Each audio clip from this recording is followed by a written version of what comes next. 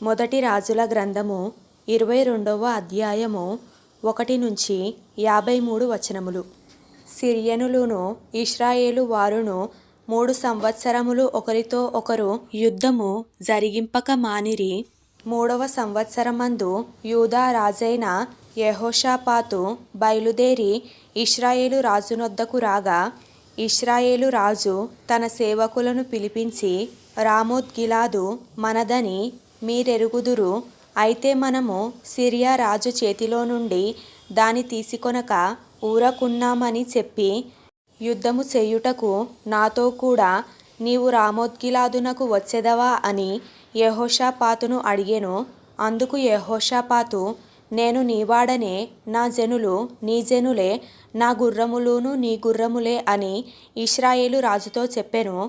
పిమ్మట యెహోషాపాతు, నేడు యెహోవా యొద్ద విచారణ చేయుదాము రండని ఇశ్రాయేలు రాజుతో అనగా, ఇశ్రాయేలు రాజు దాదాపు 400 మంది ప్రవక్తలను పిలిపించి, యుద్ధము చేయుటకు రామోత్ గిలాదు మీదికి పోదునా పోకుందునా అని వారినడిగెను.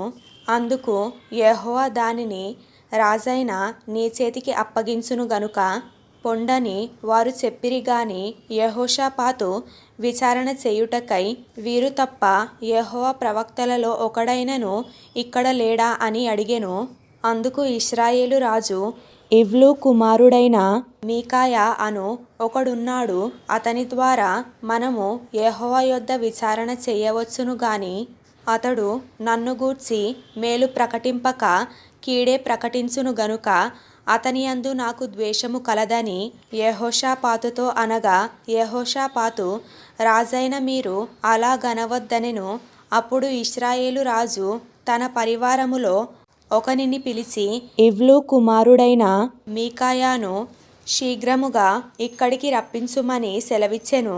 ఇశ్రాయేలు రాజును యూదా రాజగు యెహోషాపాతును రాజవస్త్రములు ధరించుకొని షోమ్రోను గవిని దగ్గరనున్న విశాల స్థలమందు గద్దెల మీద ఆసీనుడయ్యుండి ప్రవక్తలందరూను వారి సమక్షమందు ప్రకటన చేయుచుండగా, కెనాయానా కుమారుడైన సిద్కియా ఇనుప కొమ్ములు చేయించుకొని వచ్చి, వీటి చేత నీవు సిరియనులను పొడిచి నాశనము చేతువని యెహోవా సెలవిచ్చుచున్నాడని చెప్పెను.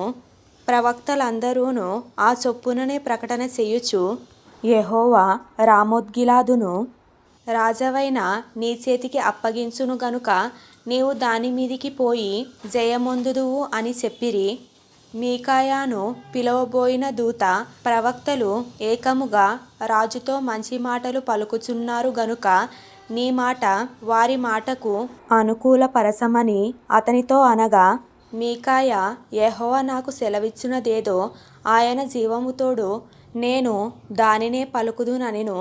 అతడు రాజునొద్దకు వచ్చినప్పుడు రాజు, మీకాయా, నీవేమందువు? యుద్ధము చేయుటకు మేము రామోత్ గిలాదు మీదికి పోదుమా పోకుందుమా అని అడుగగా, అతడు, యెహోవా దానిని రాజవైన నీ చేతికి నప్పగించును గనుక నీవు దాని మీదికి పోయి జయమొందుదువని రాజుతో అనెను. అందుకు రాజు, నీ చేత ప్రమాణము చేయించి యెహోవా నామమును బట్టి నిజమైన మాటలే నీవు నాతో పలుకవలసినదని నేనెన్ని మారులు నీతో చెప్పితిని అని రాజు సెలవీయగా, అతడు, ఇశ్రాయేలీయులందరూను కాపరిలేని గొర్రెల వలె కొండల మీద చెదరియుండుట నేను చూచితిని. వారికి యజమానుడు లేడు, ఎవరి ఇంటికి వారు సమాధానముగా వెళ్ళవలసినదని యెహోవా సెలవిచ్చెను అని చెప్పెను.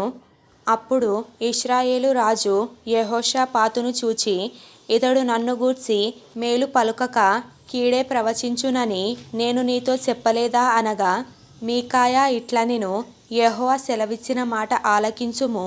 యెహోవా సింహాసనాసీనుడై యుండగా పరలోక సైన్యమంతయు ఆయన కుడి పార్శ్వమునను ఎడమ పార్శ్వమునను నిలిచియుండుట నేను చూచితిని.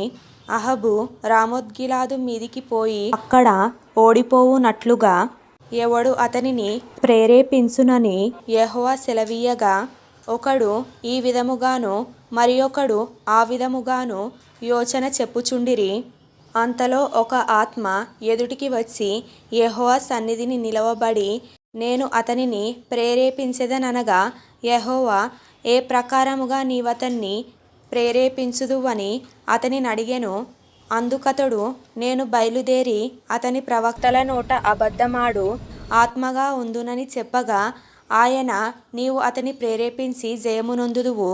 పోయి ఆ ప్రకారము చెయ్యుమని అతనికి సెలవిచ్చెను.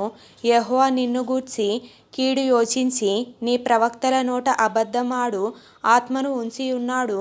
మీకాయా ఇట్లనగా కెనాయానా కుమారుడైన సిద్కియా అతని దగ్గరకు వచ్చి నీతో మాటలాడుటకు యెహోవా ఆత్మ నా యొద్ద నుండి ఏ వైపుగా పోయెనని చెప్పి మీకాయాను చెంపమీద కొట్టెను.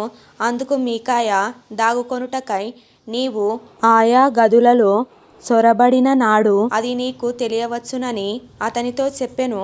అప్పుడు ఇశ్రాయేలు రాజు మీకాయాను పట్టుకొని తీసుకొని పోయి పట్టణపు అధికారి అయిన ఆమోనునకును రాజకుమారుడైన యోవాషునకును అప్పగించి బందీగృహములో ఉంచి మేము క్షేమముగా తిరిగివచ్చు వరకు అతనికి కష్టమైన అన్నము నీళ్లు ఇయ్యుడని ఆజ్ఞ ఇచ్చెను. అప్పుడు మీకాయా ఇలాగు చెప్పెను, రాజువైన నీవు ఏమాత్రమైనను క్షేమముగా తిరిగి వచ్చిన యెడల యెహోవా నా చేత పలుకలేదు మరియు సకల జనులారా నా మాట ఆలకించుడని చెప్పెను. ఇశ్రాయేలు రాజును యూదా రాజగు యెహోషాపాతును రామోత్గిలాదు మీదికి పోవుచుండగా ఇశ్రాయేలు రాజు నేను మారువేషము వేసుకొని యుద్ధములో ప్రవేశించెదను, నీవైతే నీ వస్త్రములు ధరించుకొని ప్రవేశించుమని యెహోషాపాతుతో చెప్పి మారువేషము వేసుకొని యుద్ధమందు ప్రవేశించెను.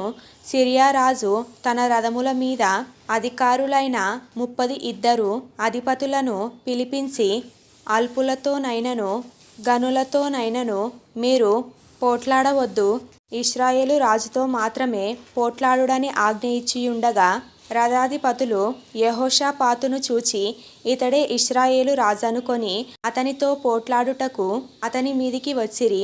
యెహోషాపాతు కేకలు వేయగా రథాధిపతులు అతడు ఇశ్రాయేలు రాజు కానట్టు గురుతుపట్టి అతని తరుముట మానివేసిరి.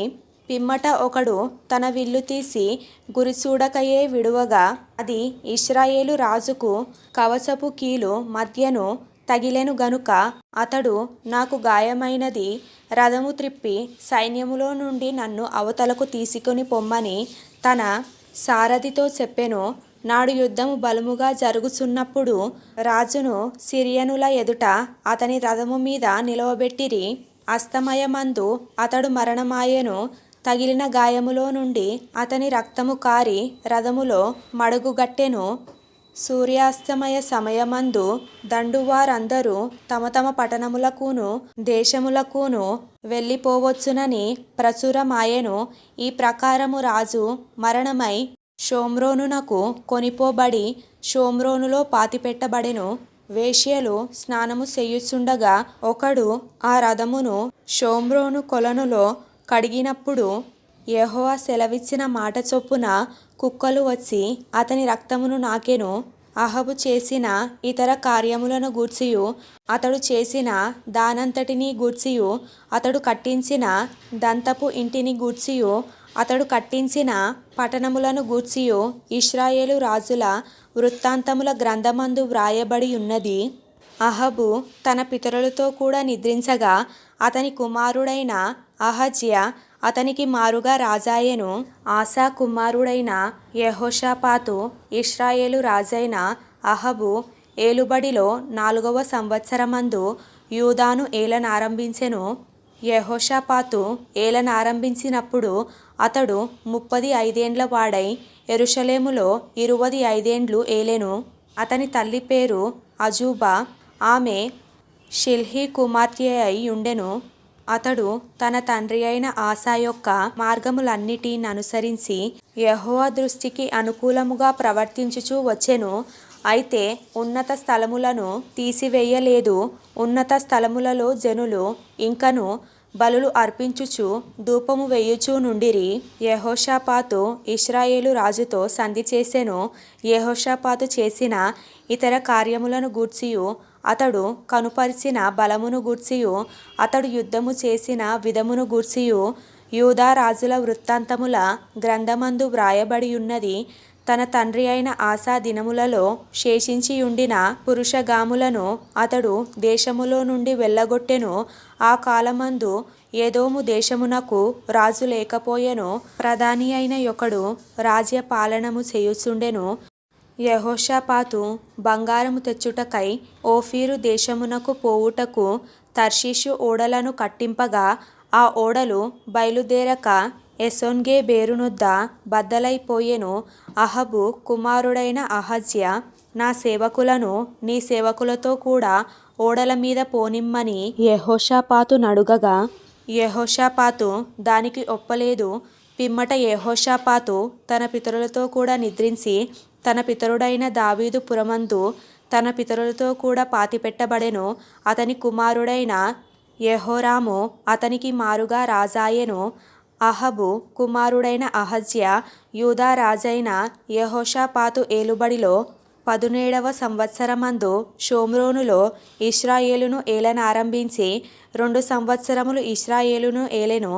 అతడు యెహోవా దృష్టికి చెడుతనము జరిగించి తన తండ్రులిద్దరి ప్రవర్తనను ఇశ్రాయేలు వారు పాపము చేయుటకు కారకుడైన నెబాతు కుమారుడగు యరొబాము ప్రవర్తనను అనుసరించి ప్రవర్తించుచూ వచ్చెను. అతడు బయలుదేవతలను పూజించుచు వానికి నమస్కారము చెయ్యుచు తన తండ్రి చేసిన క్రియలన్నిటి చొప్పున జరిగించుచు ఇశ్రాయేలీయుల దేవుడైన యెహోవాకు కోపము పుట్టించెను.